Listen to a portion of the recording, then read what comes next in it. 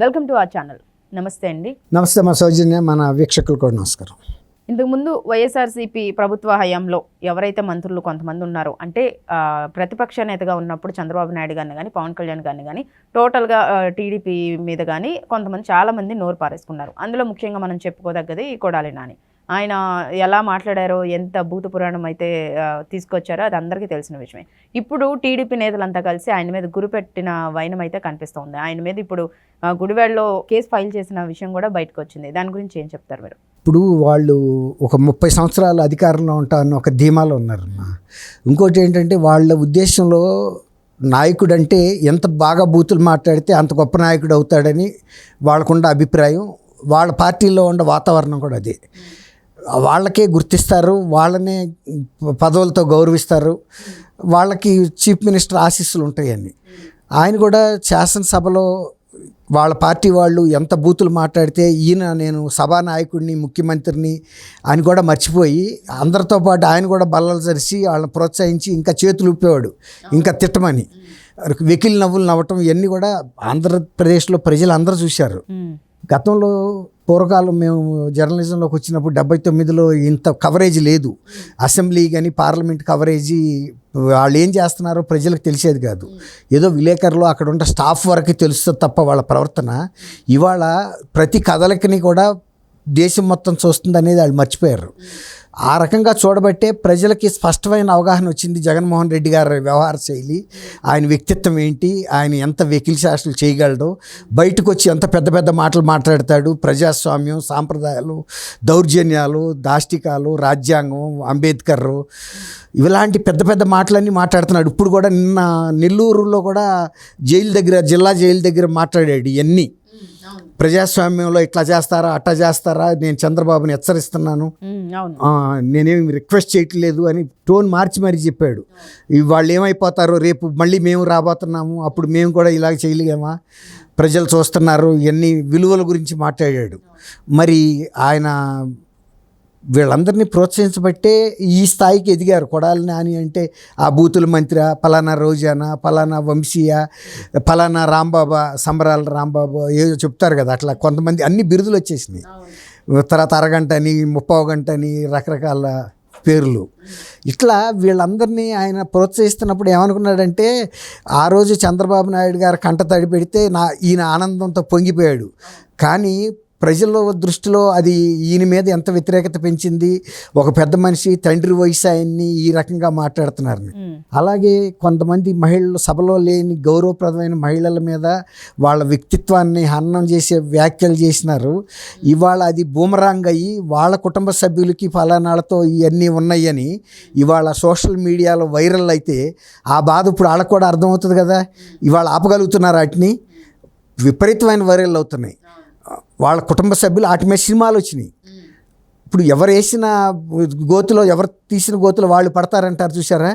ఇప్పుడు అలాంటి పరిస్థితి వచ్చినప్పుడు ఆయన మాట్లాడటానికి కూడా వీల్లేదు. గతంలో నువ్వు కూడా మాట్లాడావు కదా ఇలాంటి వాళ్ళే, దాని మీద వివరణ కూడా ఇవ్వలేకపోతున్నారు. కొన్నాళ్ళ ప్రచారంలో నిజం కూడా అవుతాయి. జనం అనుకుంటారు కదా, 10 సార్లు అబద్ధాలు మాట్లాడి ఆయనే కొంతమంది మీద ఇప్పుడు ఆయన అధికారంలోకి రాగలిగాడు. 2019లో చంద్రబాబు అంతకుడు అంతకుడు అంతకుడు అని చెప్పి. అలాగే బాధుడే బాధుడు, బాధుడే బాధుడు, బాధుడే బాధుడు అన్నాడు. కరెంటు అంటే వాళ్ళు అనుకున్నారు ఈయన అయితే పెంచడు, ఇంత బాగా అవగాహన ఉంది ఈయనకి, కరెంటు ఛార్జీలు పెంచితే ఎంత బాధ ఉంటుందని. ఈయన కేవలం 9 సార్లు మాత్రం పెంచాడు. కేవలం అది 400 అయ్యే యావరేజ్ బిల్లు ఆయన వచ్చినప్పుడు 400గా ఉన్న బిల్లులు ఆయన దిగే సంవత్సరం 24 మొన్న దిగే టైంకి 1150 రూపాయలకి పెరిగినాయి. ఒక 400 రూపాయలు వచ్చే బిల్లుని ఆ స్థాయికి పెంచారు. అట్లా జనంలో ఈయనే వాళ్ళని ప్రోత్సహించాడు. ఆ విధమైన కల్చర్ రావటం వలన ఇప్పుడు వాళ్ళ ఎమ్మెల్యేలు, ఎక్స్ మినిస్టర్లు కూడా ఏం చెబుతున్నారు, మా వాళ్ళల్లో కొందరికి నోరు కుదరకి ఇట్లాంటి బూతు మాటలు మాట్లాడి ఇతరుల మీద అసభ్య ఆరోపణలు చేసి, లేకపోతే చీప్ లిక్కర్ తాగిచ్చి మనుషులను చంపి వాళ్ళే చెబుతున్నారు. పార్టీ వాళ్ళే చెబుతున్నారు ఎందుకు ఓడిపోయామంటే. ఈయన ఏమంటున్నాడు, మేము మంచి పనులే చేశాము, మేము ఎందుకు ఓడిపోయాము మాకు తెలియట్లేదు, ఇప్పుడు కొద్దిగా అర్థమవుతుంది, చంద్రబాబు నాయుడు గారు ఇచ్చిన మోసపు హామీలతో ఓడిపోయాము అని ఇప్పుడు గుర్తొస్తుందంట ఆయనకి. లేకపోతే మేమే మంచి పనులు చేసామని చెబుతున్నాడు. పార్టీలో ముఖ్యులు ఉండవల్లి అరుణ్ కుమార్ లాంటి శ్రేయోభిలాషులు వాళ్ళ కుటుంబానికి ఆయన కూడా ఈయన ఏవేవి ప్రజా వ్యతిరేక నిర్ణయాలు చేసినప్పుడు ఇవన్నీ ఫలితాలు ఇలా వచ్చినాయి ఇప్పుడు ఆయన చెబుతున్నాడు. అదే ముందు చెప్పకుంటే కనీసం ఈయన సర్దుకునేవాడు. ఇప్పుడు అంత్యక్రియలు అయిపోయి బూడిదంతా ఎత్తి పక్కనున్న వాగులో కలుపుతున్నప్పుడు వీడు పలానందుకు చచ్చిపోతాడని నాకు ముందే తెలుసు అంటే అప్పుడు ముందే చెప్పుంటే చచ్చిపోయారాక రాదు, ఇప్పుడు ఎత్తిపోసే పరిస్థితి ఉండేది కాదు కదా. ఆ టైంలో వచ్చి అవుతున్నాడు ఆయన. వీడిగా నేను అప్పుడే చూశాను, వీడు కళ్ళు తేలేస్తున్నాడు, వీడికి పలానా జబ్బు వచ్చిందని అని ఇప్పుడు వచ్చి చెబితే ఏం లాభం?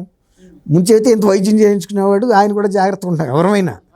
అట్టా ఈ ఎవరినైతే ప్రోత్సహించాడో ఇప్పుడు ఆ ప్రోత్సహించిన వాళ్ళు ఏమనుకున్నారు, ఇక మనకు 30 ఏళ్ళు ఈయన ముఖ్యమంత్రిగా ఉంటాడని ధీమాతో వెళ్ళిపోయారు. ఆయన ప్రైవేట్ ల్యాండ్స్ నీ బోటాడు నా బోటాడు కొన్ని ఇళ్ల స్థలాలు కూడా ఆక్రమించేస్తే ఈయన దిగిన తర్వాత తిరిగి వాళ్ళు తిప్పుకుని ఆ జేసీబీలు తీసుకెళ్ళి ఈ నేసిన కంచెలన్నీ రేకులు అన్నీ పగలగొట్టి పక్కన పడేసి అప్పుడు వాళ్ళు మళ్ళీ స్వాధీనం చేసుకున్నారు రాజేంద్ర నగర్. అది మీరు అందరికీ తెలుసు, న్యూస్లో కూడా వచ్చింది. అట్లాగే ఇప్పుడు ఏం చేశారు, బేవరేజెస్ కార్పొరేషన్ ఆయన దుగ్గిరాల ఆయన పేరు ఏదో ఉంది, వాళ్ళ మదర్ పేరు మీద సీతామహాలక్ష్మి అని ఆ గొడౌన్కి దుగ్గిరాల ప్రభాకర్ ఆయన వాళ్ళ మదర్ పేరు మీద ఒక గొడౌన్కి బేవరేజెస్ కార్పొరేషన్ స్టాక్ పెట్టుకోవడానికి అద్దెకిచ్చుకున్నాడు కాంట్రాక్టు. తర్వాత వీళ్ళకి సంబంధించిన ఎవడికో గొడౌన్ ఉందని తెలిసి ఇప్పుడు అది తీసేయటం కోసం ఇతను బేవరేజెస్ ఎండి వాసుదేవరెడ్డి, జేసీ గారు ఒక ఆమె మాధవీలతారెడ్డి ఎవరు ఆమెని వీళ్ళందరినీ పెట్టుకుని ఆ కాంట్రాక్ట్ రద్దు చేసి వీళ్ళకి వచ్చేటట్టుగా చేయటం కోసం ఆ దీని మీద గొడౌన్ మీద దాడులు చేసి లిక్కర్ కేసులు అవన్నీ పగలగొట్టారు బాక్సులు. ఇప్పుడు ఆయన అప్పుడు కేసు పెడితే ఎవరో పట్టించుకోవాలా. ఇప్పుడు ఆయన కూడా కేసు బుక్ చేశాడు రకరకాల సెక్షన్ కింద. అంటే ట్రెస్పాస్ సెక్షన్ వస్తుంది, డ్యామేజ్ టు ద ప్రాపర్టీ వస్తుంది, రకరకాల ఆ సెక్షన్స్ ఐపీసీలు ఎన్ని ఉంటాయో అన్నీ వస్తాయి కొన్ని. అట్లా వాళ్ళు ఏంటంటే మన చేతిలో ఉంది ప్రభుత్వం, అవి పగలగొడితే ఏమవుద్ది అనుకున్నారు ఆ రోజున. తర్వాత మనకు సహకరించడానికి బేవరేజెస్ ఎండి వాసుదేవ్ రెడ్డి మనకు ఇప్పుడు సహకరిస్తున్నాడు, అది మార్చి ఇంకొకరికి ఇవ్వాలి అది ఆ లీజు ఇట్లా అనమాట. ఇలాంటి అనేకం చేశారు. ఇప్పుడు అవన్నీ కూడా గుడివాడ నియోజకవర్గంలోనే కాదు ఆంధ్రప్రదేశ్లో ప్రతి గ్రామంలో వీళ్ళు వాలంటీర్స్ కూడా తక్కువ వాళ్ళు కాదు. వాలంటీర్స్ కూడా వాళ్ళ ప్రతాపం వాళ్ళ స్థాయిలో వాళ్ళు చూపించారు గ్రామస్తుల మీద. ఇప్పుడు ముఖ్యమంత్రిగా ఈయన రాష్ట్ర స్థాయిలో చూపిస్తే, ఇంకొక ఆయన జిల్లా స్థాయిలో చూపిస్తే, ఇంకొక ఆయన మండల స్థాయిలో చూపిస్తే, గ్రామ స్థాయిలోనూ లేకపోతే ఆ వాడికి ఇచ్చిన 50 ఏళ్ళు 100 ఏళ్ల పరిధిలో వాడు దాష్టికాలు చేశాడు, రకరకాలు చేశారు. అవన్నీ ఇప్పుడు బయటికి తీస్తున్నారు. గ్రామంలో ఉన్న ప్రతి ప్రజలను అడుగుతున్నారు, మీరు ప్రభుత్వ యంత్రాంగంతో గతంలో ఏమేమి ఇబ్బందులు పడ్డారు, వైఎస్ఆర్సీపీ నాయకులుగా చెప్పుకుని వాళ్ళు మీ మీద ఎలాంటి దౌర్జన్యాలు చేశారు అవన్నీ చెప్పమంటున్నారు. ఇప్పుడు వాళ్ళు వచ్చి చెబుతున్నారు. దాంతో ఈ లిస్ట్ అంతా తయారవుతుంది. చిట్టా తయారైన తర్వాత అన్ని కేసులు బుక్ చేయాల్సిందే. ఇప్పుడు పూర్వం ఎస్ఐలు ఇతర పార్టీలు వాళ్ళు ఎవడెళ్ళినా సరే కేసులు బుక్ చేసే పరిస్థితి లేదు. అవతలాడు వైఎస్ఆర్సీపీ వాలంటీరా చిన్న కార్యకర్త అయినా సరే వాళ్ళు ఏం చెప్పుకున్నారంటే, మాకును జగన్మోహన్ రెడ్డి గారికి హాట్ లైన్ ఉంది, రాత్రిపూట 8 తర్వాత మేము చేసే ఫోన్ కాల్స్ ఆయన ఎత్తుతాడు జగన్మోహన్ రెడ్డి గారు. మేము ఇక్కడ ఏం జరుగుతుందో మేము చెప్పాలి, మాది బాధ్యత అని అక్కడ బిల్డప్ ఇచ్చారు.